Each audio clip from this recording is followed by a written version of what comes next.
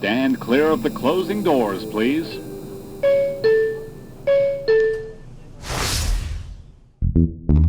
Welcome aboard, everyone. Welcome to the 4th episode of Democracy Exchange with the Depot, the one-stop station where we engage in conversations to foster understanding. I'm your host, Samantha Conrad. Happy holidays, everyone. Some general housekeeping items before we start.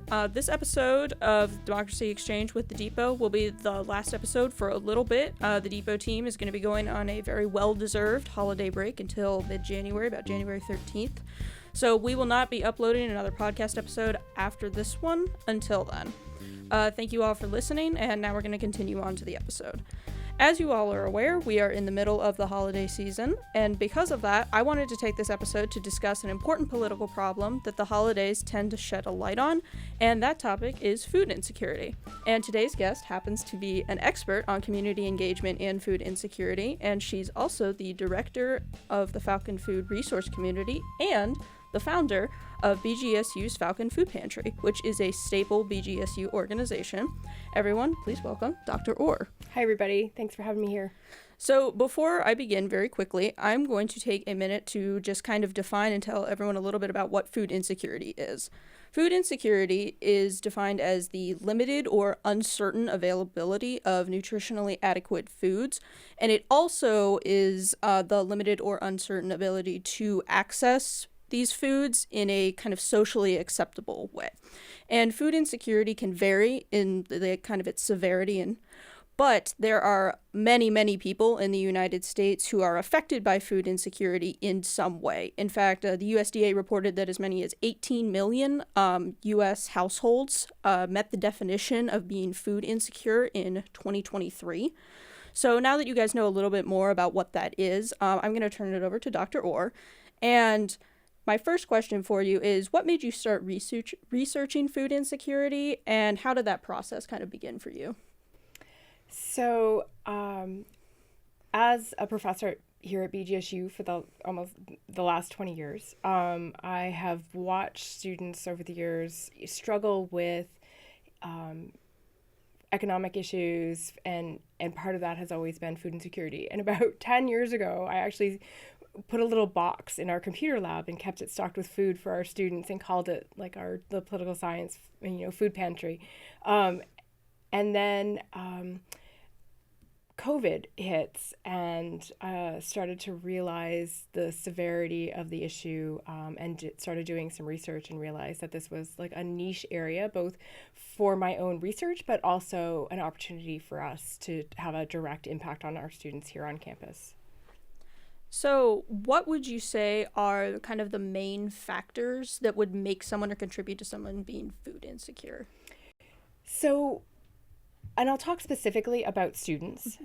So here on campus, we see a lot of students who have either long-term or chronic food insecurity, but also short-term food insecurity. So, for example, we have a lot of international students here on campus. An international student who comes to the university is really limited in the amount of access that they have to support. So even something like SNAP, which is food stamps, or loans, some of the things that a lot of our students are able to access, international students are not able to use those services. International students also have a lot of restrictions on their employment, so they're limited in the hours that they can work and where they can work. Primarily, they can work on campus, and so as part of their student visa. So they don't have a lot of extra opportunities to make more money. We also are seeing a lot of international students, currency fluctuations back home. So, if the rupee falls in value compared to the US dollar, suddenly the money that they thought they had saved up and would be enough, it isn't. So we see a lot of international students. We see a lot of caregivers, so students who are parents, students who perhaps have come back to school and have kids. Kids are expensive, diapers are expensive, and so a lot of our caregivers experience food insecurity. It's one reason why we actually have diapers in stock at the food pantry at all times, to try to support our caregivers. We have students here on campus who have aged out of the foster care network, foster care system. And so they're referred to as the independent Falcons. And so they don't have a safety net. And so food insecurity is one of the leading causes of students to drop out of university. So we also see a lot of student athletes. So student athletes who have, demanding practice and competition schedules and lifting times.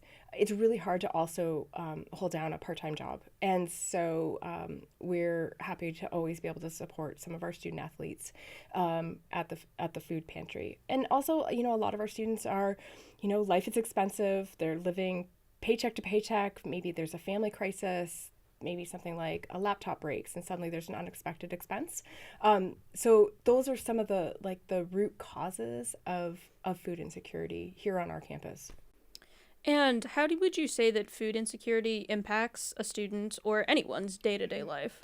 So food insecurity is a huge issue for our students. So it's not just about, being hungry and not having enough food, but it also means sometimes making, eating unhealthy, eating like cheap processed food, right? So you don't have the energy, you don't get the nutrients. And then that impacts the way you sleep. It impacts your ability to pay attention in class, to focus. And so it kind of becomes like this spiral where food insecurity ends up impacting the general health and well-being of a student, their attitude, their emotional well-being, and then also their performance in school. And as I mentioned, you are obviously the founder of BGSU's Falcon Food Pantry, which is a wonderful resource for nutritious food on BGSU's campus specifically. And could you tell us a little bit about what inspired you to create the Falcon Food Pantry and what was the kind of process of starting a food pantry? What did that look like for you? So the too long didn't read version is that my curling club shut down because of COVID. And so now we have a food pantry here on campus. But in reality, we had the COVID pandemic hits, and I curl on Wednesday nights.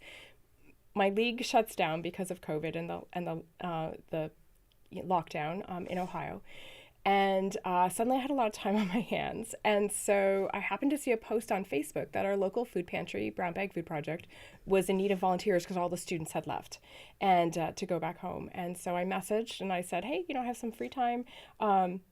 Do you still need volunteers? And they said, yes, can you come tonight? And I said, okay.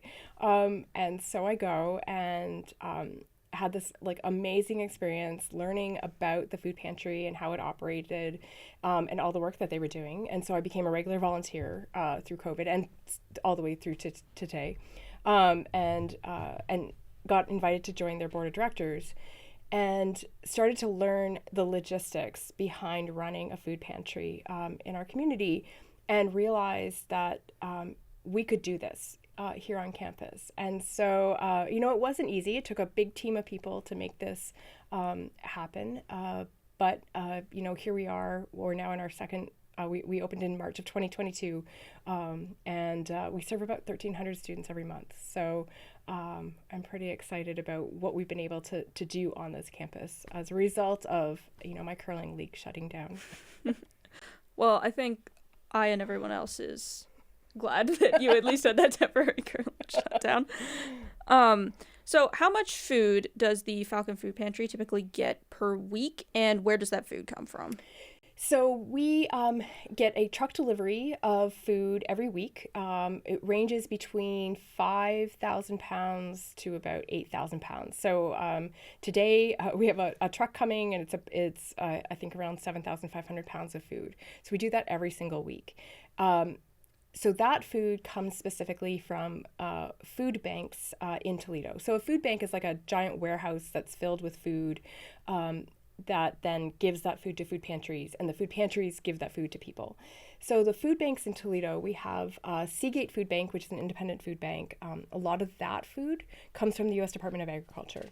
So it's something called, commodity food, or the TFAP. And so that's food that Congress has authorized the purchase of from farmers in the United States, and then that food gets distributed to the prisons, to the school breakfast lunch program, and to food pantries. So things like canned corn, canned applesauce, frozen chickens, milk, eggs, those kinds of commodities. The other food bank that we get most of our food from is the Toledo Northwest Ohio Food Bank, and that's part of the Feeding America network. So Feeding America has these food banks all across the United States. We're really lucky that we're so close to one. And that food is a mix. So some of that is the U.S. Department of Agriculture commodities, but it's also food that maybe has been donated from factories and food companies. Maybe they made too much and then they donate it to Feeding America. Feeding America also sends out trucks all over every day, picking up food from things like grocery stores, Target, that would otherwise end up in a landfill. And so we get that food. So, after the holidays, we'll get things like Elf on the Shelf cereal and seasonal items that the stores clear off their shelves, or things that aren't selling very well, clear off the shelves, and then they donate them to Feeding America, and then I can order them.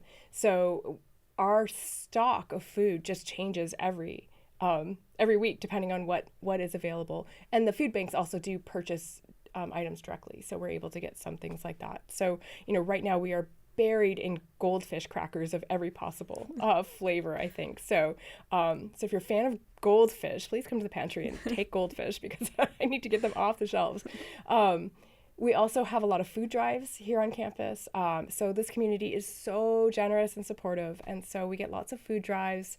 Thompson Scholarship Program has been really generous with collecting food and bringing it to the pantry, and offices on campus, the Classified Staff Council, the library, faculty, staff, departments all across campus do food drives to try to support our students. We also write grants and get financial donations, and we use that money and we shop. So probably every 2 weeks or so, I put in an order at Walmart, for example, to fill up our shelves, to fill in the gaps of things that we haven't been able to get donated. And then our last food program is we are actually working with dining services, BGSU Dining. So it's a program that one of my student interns developed called Feed More, Waste Less. And at Social House, the chefs, if there are untouched trays of food that haven't gone out on the line, they put them in a fridge for us, and then my team packages those up into Tupperware containers. They get frozen at the Social House and then brought over to the food pantry. So we have frozen meals.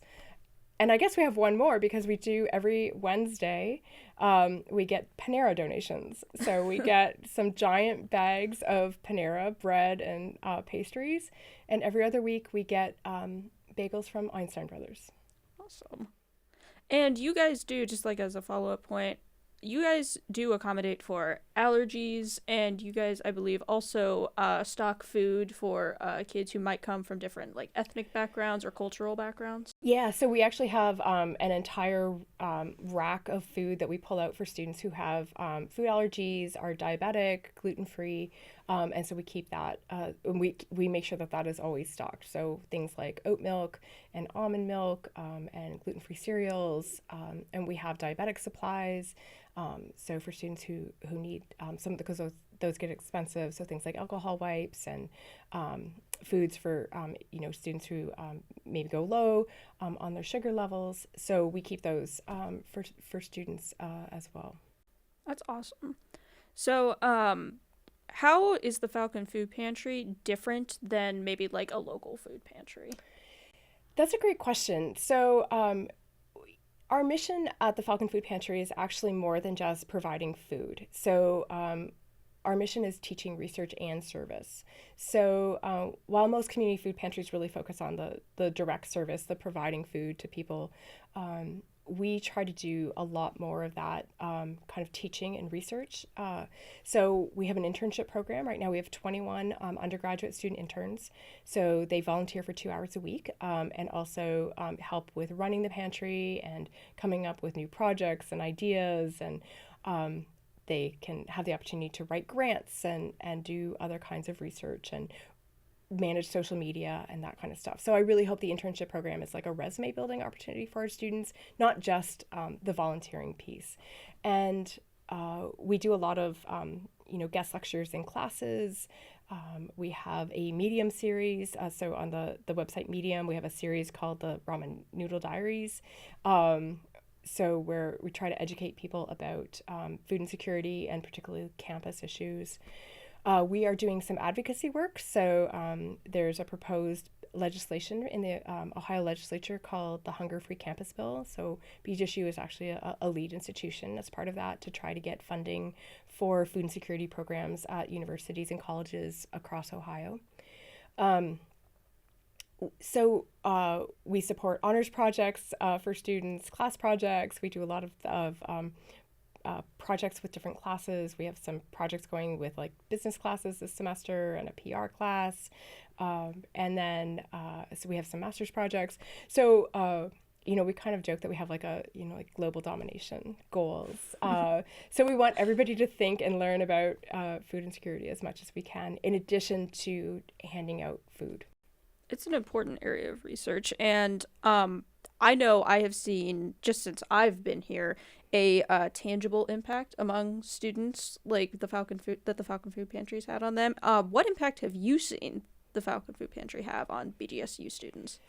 So, I love our internship program, and we've had a number of our interns have gone on to get full-time jobs actually working in food insecurity. So, for example, ProMedica in Toledo has a food pantry, and one of our interns was hired this summer to manage that food pantry. It's a full-time career. So we have another one who's working as a food navigator with the United Way, another one working as a grant writer with Food Bank in I think it's in Cleveland. So we've had kind of that impact on our students who are volunteering at our pantry. And so, I certainly hope that, students know that they can come to the pantry, that when times are tough, they can come and pick up a free bag of groceries and hygiene items every week. So, my goal is that students, if you're going through tough times and you might be thinking about, dropping out in the middle of a semester, like that, come to the pantry and hopefully we can help you to stay enrolled and at least get through to the end of the semester. And then maybe you can keep coming and that will be enough to help you to like persist through and stay enrolled and get that degree, which makes that difference, for your career and your long-term earnings. So, we get lots of stories of students who come to us and say, this has had an impact, this made a difference, this helped me. We get students who come every once in a while, and they haven't eaten in a day, they've run out of food. We have students who run out of dining swipes, for example, and, maybe they don't have a family that's supportive and would be understanding of that kind of budgeting mistake. And so they come to the pantry and then we can, hopefully make things a little bit better for them. Yeah, and I think a lot of students have the idea that they kind of they have no other options if they want to come to the Falcon Food Pantry, but you have said before in some of your other classes, and you're reiterating on this podcast, that is not the case, that you just need to be hungry. Like you said, maybe you've run out of swipes, maybe you just don't really have the money for groceries this week, that the Falcon Food Pantry is open to anyone, regardless of their food insecurity status. Yeah, so one of the things that's really important to us at the pantry is that we do not ask for proof of need, because I don't know what need looks like. It's different for everybody. And so, maybe we can just make things easier. So, we estimate that the average bag of groceries that a student gets from the pantry is worth about $50. So, that's $200 a month.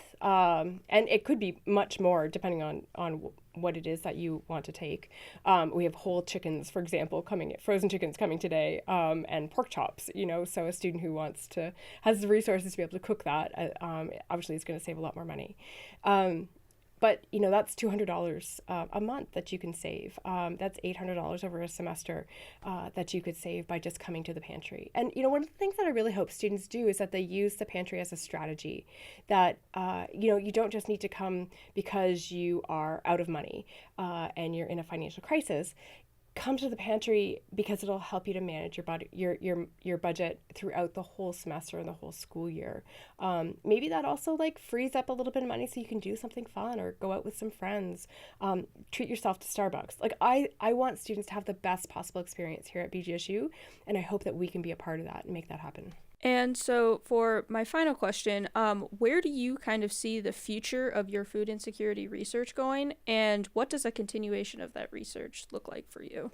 So my research is is about food insecurity, and it's primarily actually about the management and administration of food pantry and food insecurity programs. So right now I'm writing a book that I received some grant funding for. So I did interviews and focus groups with food pantry directors across the United States, and trying to understand their challenges, their struggles, their also the opportunities that they see. And so that book project is currently in progress. I have another research article that looks at some of those kind of more specific challenges, but how do food pantries respond to crisis, and what are the strategies that they use? And so many of these food pantries are run by volunteers. A lot of them are run by retirees. So it's a very different experience than a lot of other nonprofits that, are really focused on professionalism and, have the kind of that career path. A lot of food pantries are run out of churches and or grassroots organizations. So they're scrappy little organizations doing the work of feeding people in need.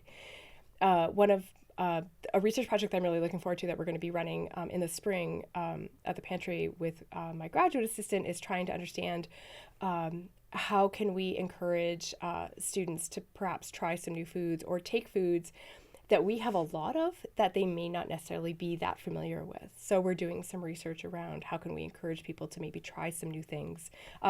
It's kind of funny because we actually remove price from the decision about what kind of food to take. So because everything is free at the pantry. So can we encourage students to maybe take some things that we get donated that we have a lot of, like sauerkraut right now.